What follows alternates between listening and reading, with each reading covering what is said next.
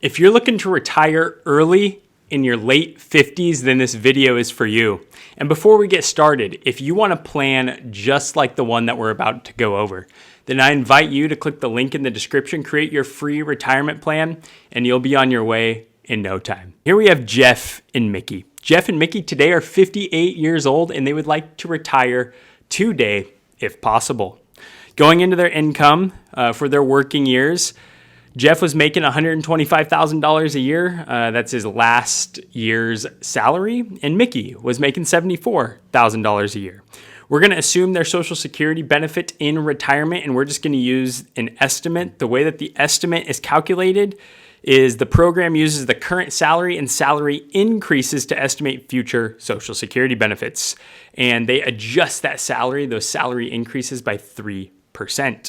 Going into their savings, Jeff was putting away 6% into his 401k, and he was matched at 50% up to 6%. And now Mickey was putting in 4%, and she was matched at 100% up to 4%. Going into their pre-retirement expenses, they were spending $7,000 per month. It is important to keep in mind that this is exclusive of the other expenses that we'll go over, such as the mortgage, debt, and insurance payments that they may have.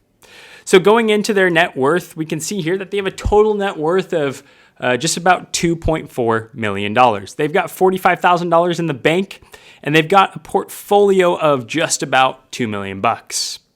Looking at their portfolio, Jeff's 401k has $868,000 in it. Mickey's 401k has $593,000 in it. And then they have a joint taxable account with $512,000 in that. Their primary home, today's current value is $700,000, and they have a $325,000 outstanding loan on that home.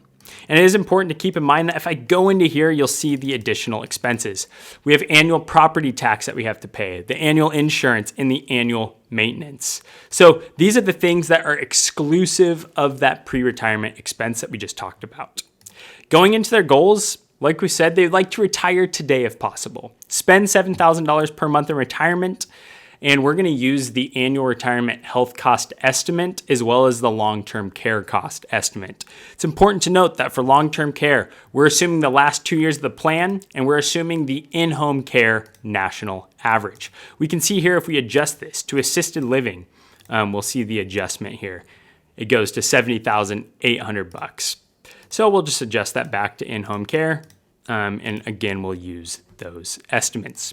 Going into the retirement analysis, we can see here that as of today, with all of the inputs that we have in this plan, they have an 86% probability of success.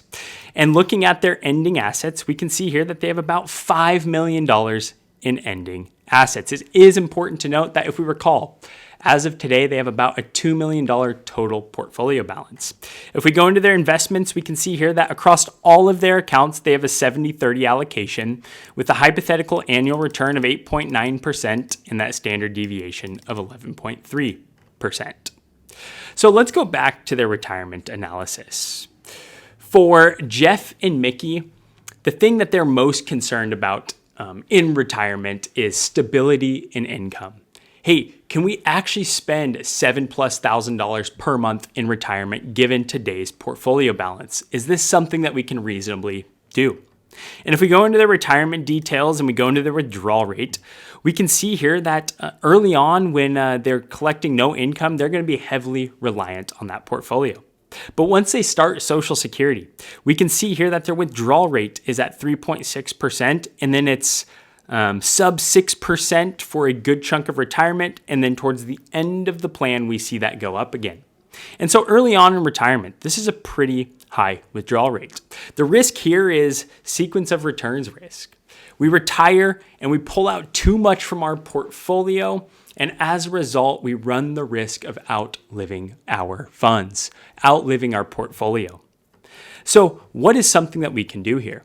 Well, for this situation, for Jeff and Mickey, we are assuming that they collect Social Security at the age of 67.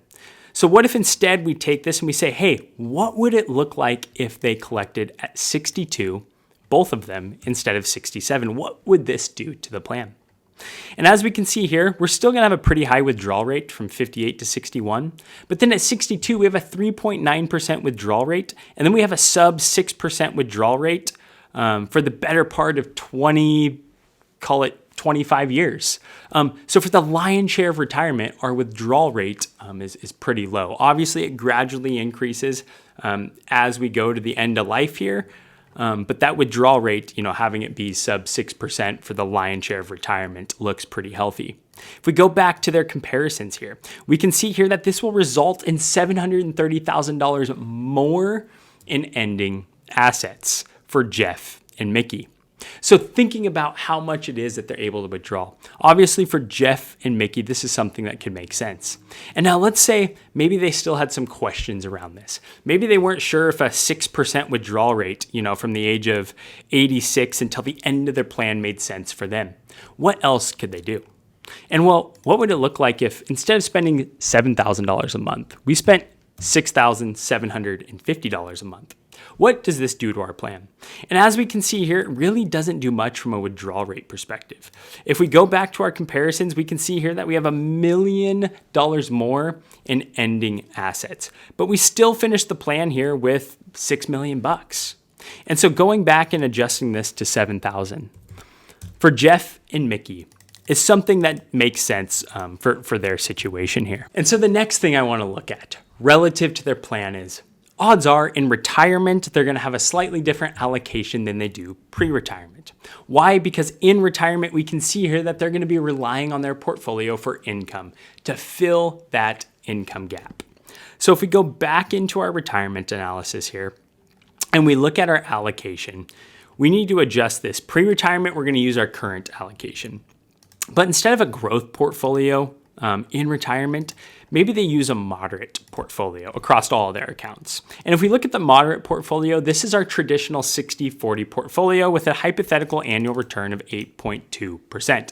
Now, I'm not saying that this makes sense for you necessarily. Maybe you don't need to pull out as much as Jeff and Mickey.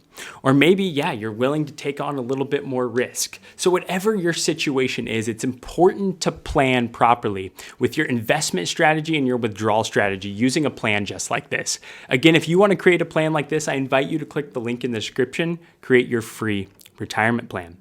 So going back to the retirement analysis, we can see here that this drops our probability of success from an 86% to an 82%. But looking at our ending assets, we still have $3.86 million in ending assets. Sure, it's $1 million less, but we have that $3.8 million. And see, for Jeff and Mickey, maybe this is actually too much money. Maybe they don't want to die with $3.8 million. Maybe there's no big legacy goals there. Maybe they aren't expecting to leave money to a child or to an organization. And so for them, given their situation, maybe they want to go on more vacations. Maybe they want to do that home remodel, buy that hot tub, build that deck. For Jeff and Mickey, we can start going through the retirement goals. If they don't need $3.8 million at the end of their plan, and they would like to spend a little bit more and enjoy their retirement. So one last thing I want to look at here is what we call Roth conversions. We're going to look at what would it do for Jeff and Mickey if they were to engage in these Roth conversions. How would these benefit them? And as we can see here, we have the different tax brackets. That light blue is the 10% tax bracket. The green is the 12% tax bracket. The yellow is the 22%, and the orange is the 24% tax bracket. So today we're assuming that they don't do any Roth conversions. And for the sake of this example, recall that we're using the traditional withdrawal strategy. We're going to pull from that taxable account first, then those 401ks, that tax deferred account, and then finally a tax-free account if applicable. So what does it look like if for Jeff and Mickey, we fill up the 10% tax bracket? What does this do to their plan? And as we can see here, this will result in $713,000 more in tax-adjusted ending assets for them. So doing Roth conversions up to the 10% tax bracket could mean significantly more assets for Jeff and Mickey. Now, what if we do the 12% tax bracket? If we fill up the 12% tax bracket, we can see here that this will result in $1.2 million more in tax-adjusted ending assets. And so what if we say, great, that makes sense. What if we do the 22% tax bracket? What does this do to our plan? And as we can see here, we actually have less now. We have $157,000 less. So guys, here is the catch with Roth conversions. You shouldn't just engage in Roth conversions to engage in Roth conversions. Depending on your situation, they may not make sense. Or maybe, like for Jeff and Mickey, they do make sense, but only up to a certain threshold. And for Jeff and Mickey, we can see here that converting up to the 12% tax bracket makes sense for them. They will have $1.2 million more in tax-adjusted ending assets. And so for Jeff and Mickey, doing Roth conversions for them makes sense.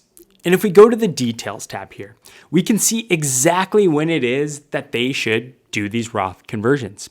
And as we can see here, they should do them immediately upon retirement, obviously dependent on your situation. But the reason here is because they have no income. They aren't collecting Social Security yet. And so doing those Roth conversions up to that 12% tax bracket for them will save them, by the end of their plan, $1.2 million in tax-adjusted ending assets. And so if we go back to the retirement analysis, again, for Jeff and Mickey, given these proposed changes here with the retirement allocation, collecting Social Security as early as possible, the last thing I want to look at is their retirement spending. And odds are in retirement, their retirement spending isn't going to be static inflation adjusted. Rather, it's probably going to look something more like the retirement spending smile. They spend more because they have their health, they're active early on in retirement. And then there's a period in retirement where they just don't spend all that much. They aren't doing all that much. And then later on in life, because of health issues or what have you, maybe those expenses get a little bit higher. And this is where we come up with the retirement spending smile. So if we change our retirement spending to the retirement spending smile from inflation adjusted, we can see here that now we have that 90% probability of success with $4.3 million in ending assets. And now for Jeff and Mickey, maybe this is something that makes sense. Maybe they want this big of a portfolio at the end of their plan because of legacy plans and goals that they may have. But this is entirely up to them. Maybe it makes more sense for Jeff and Mickey to enjoy retirement and do things that they've dreamed of doing. Maybe it's, like I said earlier, building that deck, buying that hot tub, getting that new car, relocating, or figuring out and spending more time doing the hobbies and the things that they love to do. So guys, the point of this plan is if you're looking to retire early, it's not entirely about your portfolio balance or size. Rather, it's going through the key things that you need to keep in mind if you want to retire early.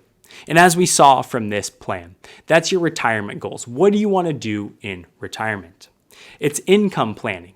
What are your income sources and are there income gaps that we need to fill? Are you relying on your portfolio in retirement? And then expense planning. How much are you spending per month, per year in retirement? And then we go into the investment strategy. Does it make sense to carry your current portfolio into retirement? Or should we adjust our portfolio because we're relying on it for income in retirement? And then our withdrawal strategy and withdrawal rate. What sort of withdrawal sequence are we using? And then in addition to that, how much are we pulling from our portfolio each and every year? And then finally, our tax plan for retirement. Should we do Roth conversions? What about qualified charitable distributions? If we're giving anyway, is there an opportunity to give maybe directly from those tax deferred accounts? So guys, the point here is create a plan for your situation so that you have clarity around your retirement strategy. If you have any questions, reach out. We're always here. And until next time, thank you so much. Bye-bye.